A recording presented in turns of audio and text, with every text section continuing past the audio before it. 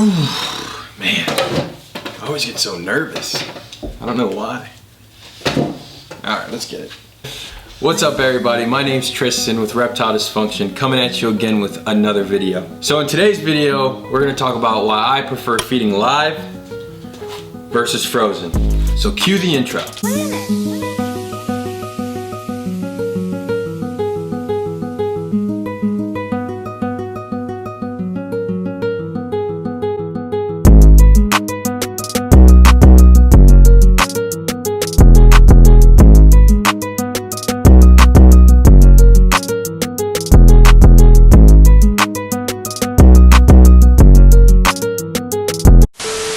And we're back. Sorry for always keeping this boring old setup. Don't worry, we're revamping it here soon. I like to go outside and get better lighting and stuff, but here in North Carolina, it's been crazy weather. And I just don't know why. I'm in my work uniform, just got off work. It's been super busy, which is also why I haven't been able to put out 2 or 3 videos a week like I used to. But we'll get back on track, don't you worry. In today's video, like I said earlier, I want to talk about feeding frozen and feeding live and why I just prefer feeding live as a breeder. But we're also going to talk about the pros and cons of each. So why do I feed live? Everyone always told me coming into this hobby, and even people who just keep the reptiles as pets, they always say, well, you need to feed frozen thawed, you need to feed frozen. And honestly, through my experience, I've done both. I've fed frozen, I've fed live, and I just prefer live 10 times more. From a breeder's perspective, I have a good amount of ball pythons, and feeding frozen just isn't really time effective or efficient. You know, you gotta do that stupid zombie, what do you call it, Jared? You gotta do that stupid zombie rat thing, shake it in front of the snake, and it takes time, and you gotta really hope that the snake's gonna take it, because if not, you kind of just wasted the rat. And that's another reason why I like feeding live, because I'm not wasting any rats. I've wasted countless of frozen rats, and it's honestly just heartbreaking to me. Now don't get me wrong, feeding live, it can be kind of, what's the word? Morbid. It can be kind of morbid, but at the end of the day, I know the rats that I feed, I produce them myself. I know what goes in them, and they live a great life up until the time they need to be fed. But at the same time, I'm not going to waste a rat.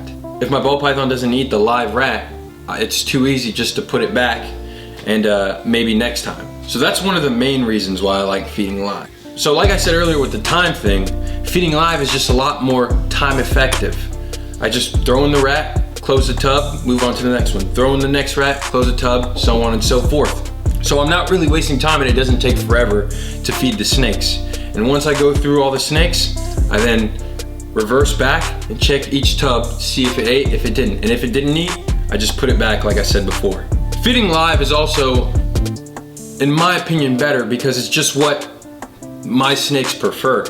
I found that I get a better response, I get a better feeding response from a live animal rather than a frozen thawed animal. And that can be a multitude of reasons. The temperature of the rat when it's thawed, how you thaw it out, whether you put it in warm water, under a heat lamp, it just depends. I just find, in my opinion, my snakes react 20 times better, and I get more feeding responses and less hunger strikes than if I was to go frozen thawed. Live is just 100% better. At one point in time, I only had 1 ball python, like we all do. You know, and then, I don't know, you get like 2, 3, 4, 5 in a month span. Like it's crazy. But anyway, there may be that reptile enthusiast who just has 1 reptile, 1 ball python, 2 ball pythons, and doesn't really need to feed live. In that case, I would say, try to feed frozen thawed. At the end of the day, you don't need to produce a bunch of live rats. You can save space, and you're not feeding so many at a time, so time is not really of the essence at that point. Now I'm not gonna sit here and say live is the best thing in the world, because like I preach in all my videos, do whatever works for you.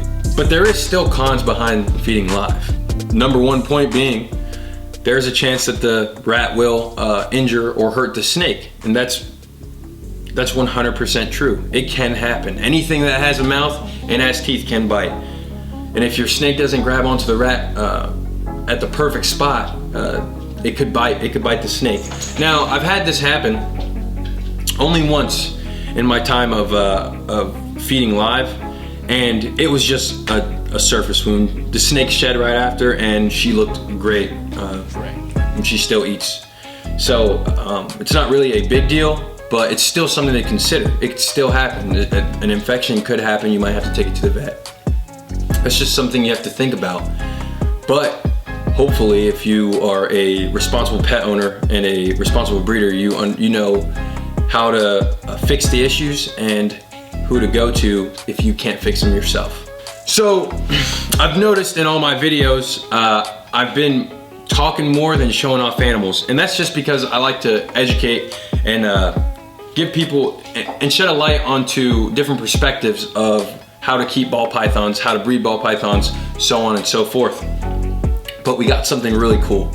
So about 2 weeks ago, my snake went into a shed, and I thought it was a prelay shed, and I missed the ovulation. Well, it turns out it was a pre-ovulation shed, and boy, is she big right now.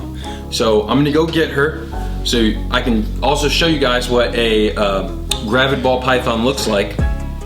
And yeah, so let me go get her. Okay, so this is one of my females. She is a normal 100% het pod, and she was bred to my banana pod, the one that you see in the intro. When I got her, she was 1,800 grams. She's now blown up to a whopping 3,500 grams. Now, I'm not gonna say the weight gain alone is an indicator of her being gravid, but it's still a sign none the least. But let me show you how to really tell. So I'm gonna kind of be careful with her because I don't want to make her too uncomfortable. But this, tell me if you can see the bulge. So if you see her, you can see that she has a pretty slender body, and as it goes, she widens out right here. Can you see that? That is a good indicator that she has ovulated, or she is about to ovulate, or she's coming off of ovulation. And once ovulation happens, there's no need to pair again. She is going to go. The question is she going to slug it out or give healthy, viable eggs? Another good indicator. This girl, her name's Medusa. Her name's Medusa for a reason, because Medusa will eat anything that you put in her tub. Doesn't even matter. She will try to eat it. In shed, out of shed, it doesn't matter. And about 5 weeks ago, she has completely stopped eating. That is a great indicator, during breeding season of course, that she's going to go, and that she is either going to ovulate or have a prelay shed. So I witnessed her ovulation, and in about 2 to 3 weeks, she should have a prelay shed. And 30 days from there is when she'll drop her clutch. So I am super excited about that. I cannot wait. It's such a really cool feeling to be doing this. Now, you're not gonna be able to see it on the camera now, but another sign of her ovulation already taking place, if you look down her back, you will see her spine, kind of.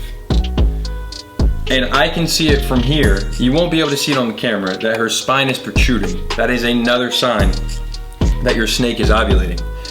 And once she's ovulated, she'll probably stay on the heat side of the tub or whatnot, and she'll just pretty much nest all the way up until it's time for her to lay. Yeah, so that's just a couple things that you guys should take notice if you think that your ball python is gravid and she's gonna lay eggs this season.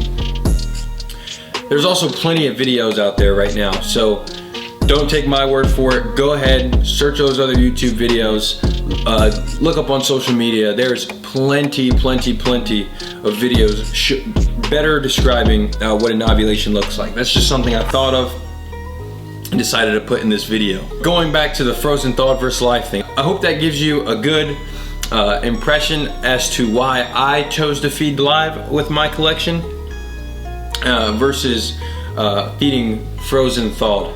Now, I will say I have my snakes. They feed both sometimes. I don't always like to feed just live, and that's just in case I decide to let them go out of my collection to another person's collection and help them out. I will make sure that they do feed frozen thawed before they leave our facility here. Only because, again, not all breeders like feeding live. So yeah, I hope you guys enjoyed the video. Be sure to subscribe if you're not. If you're new to the channel, my name's Tristan. I am the owner of Reptile Dysfunction. Go ahead and check out all those other videos that we posted before this one. We talk about things regarding ball pythons, breeding them, rodents, breeding them for your ball pythons, so on and so forth. If you like this video, be sure to hit the thumbs up button. It really helps. I'd like to grow this channel, and we're at 54 subscribers last time I checked. I'd like to get it to 100. We're halfway there. It's pretty cool, pretty exciting. So yeah, I hope you guys are being safe out there, enjoying your time with family during this weird time in quarantine. But stay safe and have a good day. Peace.